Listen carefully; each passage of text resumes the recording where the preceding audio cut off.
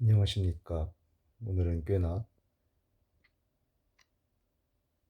안녕하십니까. 오늘은 꽤나 편안한 자세에서 라디오를 진행해 보도록 하겠습니다. 안녕하세요. 깊은 밤 만두의 코잘자를 책임지는 DJ 김지웅입니다.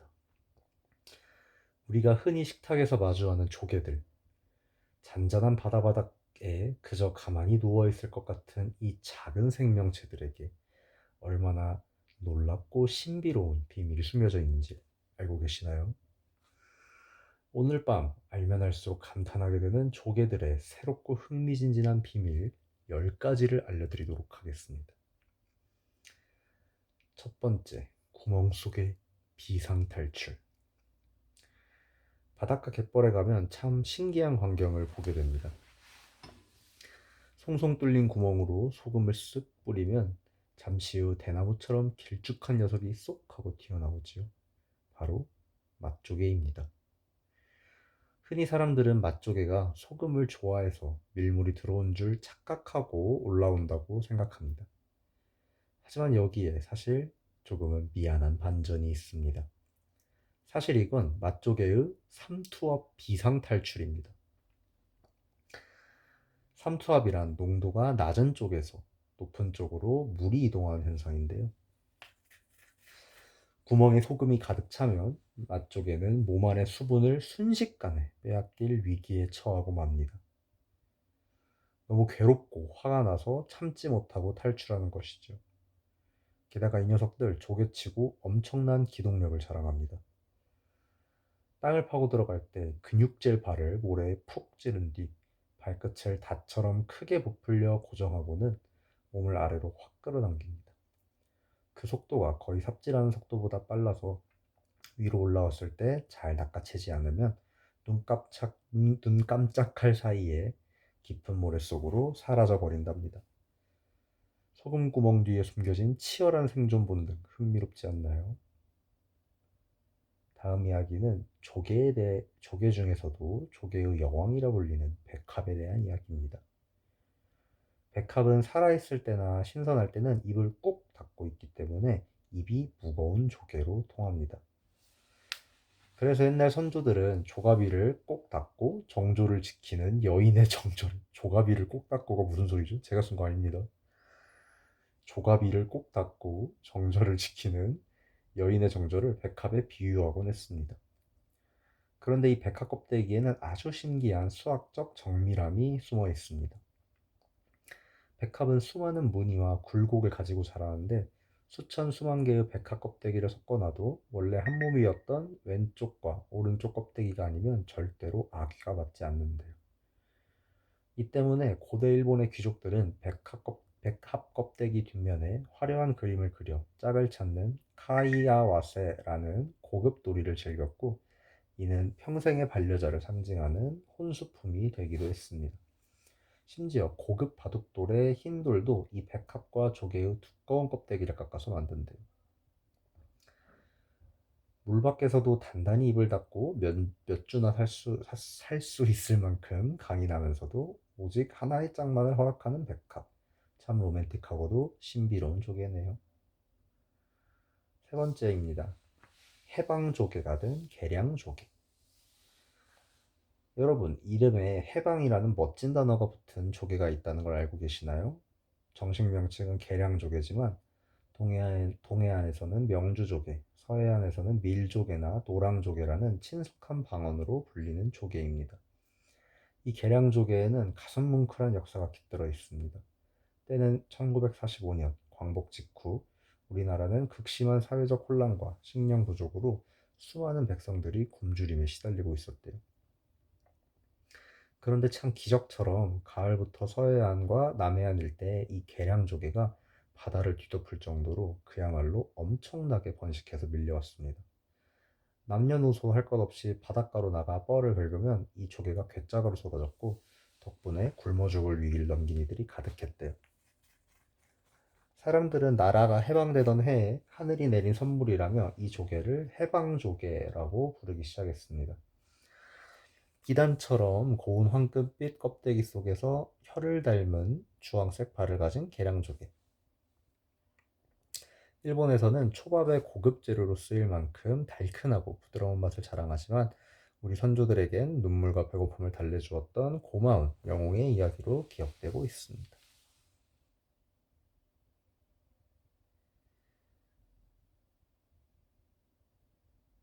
다음으로 507년을 산 밍이라는 조개의 비극에 대해 알려드리죠.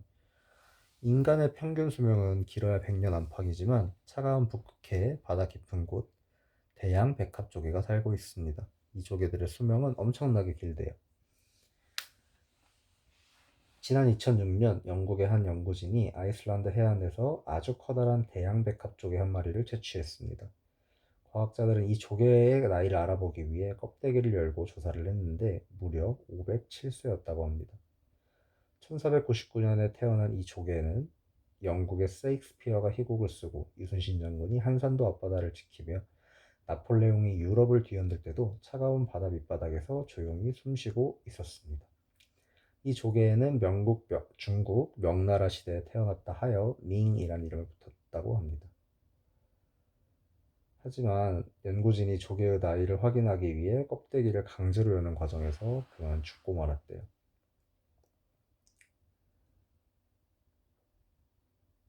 다음으로 물고기를 낚는 천재 낚시꾼 램프실리스 조개에 대해 알려드리죠.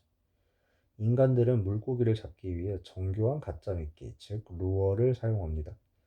그런데 인간보다 훨씬 먼저 완벽한 가짜미끼로 낚시를 해온 조개가 있는데 북미의 강에 사는 민물조개 램프실리스입니다. 움직이지도 못하는 조개가 어떻게 낚시를 하냐고요? 이 조개의 번식 방법은 경이로움 그 자체입니다. 램프실리스의 새끼들은 아주 작아서 스스로 살아남지 못하고 반드시 물고기의 아가미에 붙어 영양분을 공급받으면서 자라야 된대요. 그래서 엄마 조개는 물고기를 유인하기 위해 아주 특별한 변신을 시도합니다. 자신의 몸의 일부인 외투막 살을 껍데기 밖으로 길게 늘어뜨리는데 그 모양이 놀랍게도 작은 물고기랑 똑같이 생겼습니다. 눈점도 있고 지느러미도 있고 물 흐름에 따라 꼬리를 살랑살랑 흔들기도 한대요. 근처를 지나던 커다란 베스나 육식 물고기가 이 완벽한 가짜 미끼를 보고 어라 맛있어 보이는 물고기네 하고 한 입 덥석 무는 순간 엄마 조개는 기다렸다는 듯 수만 마리의 새끼 조개를 물고기에게 뿜어냅니다.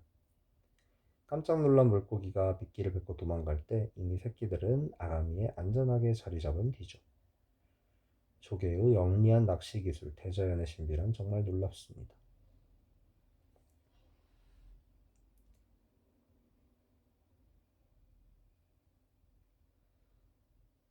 자, 이번에는 환경에 따라 성별을 바꾸는 변신술사, 굴의 비밀에 대해 알려드리지요. 바다의 우유라 불리며 전 세계인의 사랑을 받는 굴. 영양가 높은 이 조개에는 성별을 자유자재로 바꿀 수 있는 마법 같은 비밀이 있습니다. 굴은 처음 태어났을 때 대부분 정자를 생산하는 당당한 남성, 즉 수컷으로의 삶을 시작합니다. 모래나 바위 위에부터 열심히 플랑크톤을 먹으며 몸집을 키우죠. 그러다 1, 2년쯤 지나 주변 온도가 따뜻해지거나 영양 상태가 아주 좋아져서 이제 알을 품을 만큼 건강해졌다라는 생각이 들면 놀랍게도 몸 안의 장기를 변화시켜 난자를 만드는 암컷으로 성별을 바꿉니다.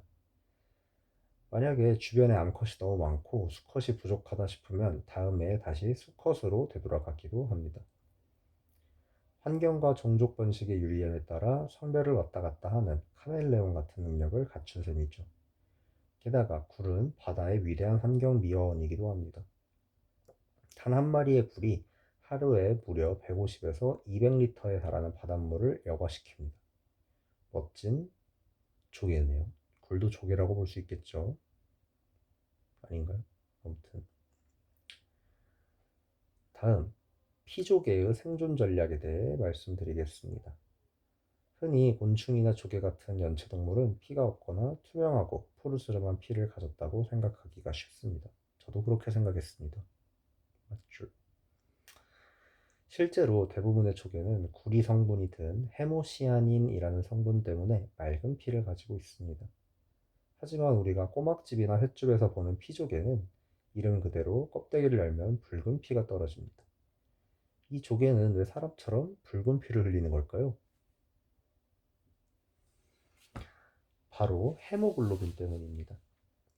피조개는 인간의 적혈구처럼 철분이 가득한 헤모글로빈을 갖고 있어서 피가 빨갛게 보입니다.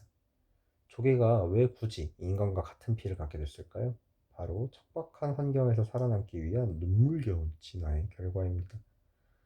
피조개가 주로 사는 곳은 바다 깊은 곳의 아주 고온 진흙 펄 속입니다. 이곳은 산소가 턱없이 부족해서 다른 조개들은 숨이 막혀서 살 수가 없대요. 하지만 피조개는 산소를 붙잡는 능력이 아주 탁월한 헤모글로빈 덕분에 그 희박한 산소조차 영혼까지 끌어모으듯 흡수해 뻘 속에서 안전하게 살아갈 수가 있습니다. 겉보기엔 조금 무서워 보일지 몰라도 남들이 살 수 없는 곳을 개척하기 위해 온몸의 피를 붉게 물들인 피조개의 강인함이 느껴지는 대목입니다. 강인하죠?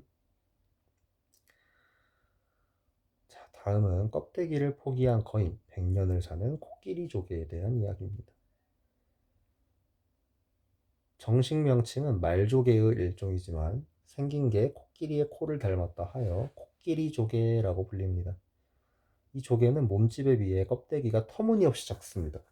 조개의 생명은 위험할 때 껍데기 속으로 쏙 들어가는 건데 코끼리 조개는 거대한 수관, 기분이 나쁘네요. 수관. 마음에 안 드네요. 이 조개 본 적은 없지만 수관이 크다니. 수관이 너무 비대하게 자라서 평생 껍데기 안으로 몸을 넣지 못합니다. 껍데기를 닫는 방어막을 사실상 포기했다고 볼 수 있겠죠. 하지만 이 조개는 대신 은둔을 선택했습니다. 코끼리 같은 수관을 이용해 모래나 진흙 속을 무려 1m까지 파고 들어가 평생 숨어 삽니다. 오직 숨을 쉬고 플랑크톤을 빨아들일 코끝만 살짝 내밀고 있죠.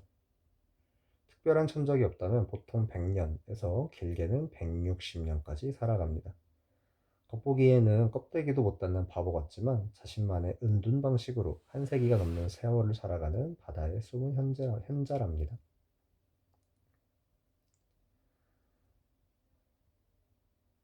다음은 거대 껍데기 속 기묘한 동거, 키조개와 속사리개의 우정에 대해 알려드릴게요. 넓고 커다란 곡식, 키를 닮았다고 해서 이름 붙여진 키조개와 그 속에 사는 아주 작은 손님에 대한 이야기입니다. 키조개는 관자가 손바닥만 할 정도로 조개류 중에서도 아주 거대한 크기를 자랑합니다. 이 커다란 키조개의 껍데기를 열어보면 뽀얀 속살 사이에 아주 작고 귀여운 개 한 마리가 살고 있는 걸 자주 볼 수 있습니다. 이 개의 이름은 속살이 개입니다. 피크랩입니다. 다 자라봐야 완두콩만한 이 개는 신기하게도 평생을 키조개 방 한 칸 분양받아 함께 살아갑니다. 눈도 침침하고 껍데기도 부드러워 바다 밖으로 나가면 곧바로 물고기들의 밥이 되는 속살이 개에게 키조개의 단단하고 거대한 껍데기는 세상에서 가장 안전한 요새가 되어줍니다. 흔들리네요.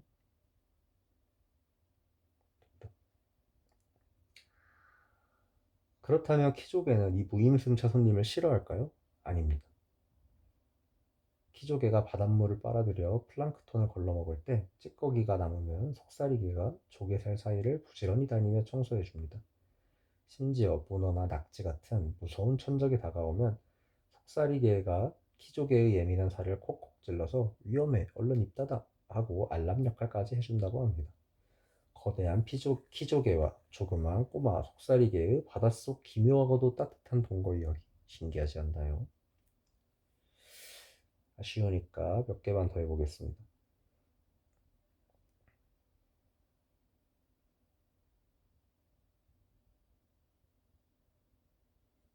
재미나이가 작업 중입니다.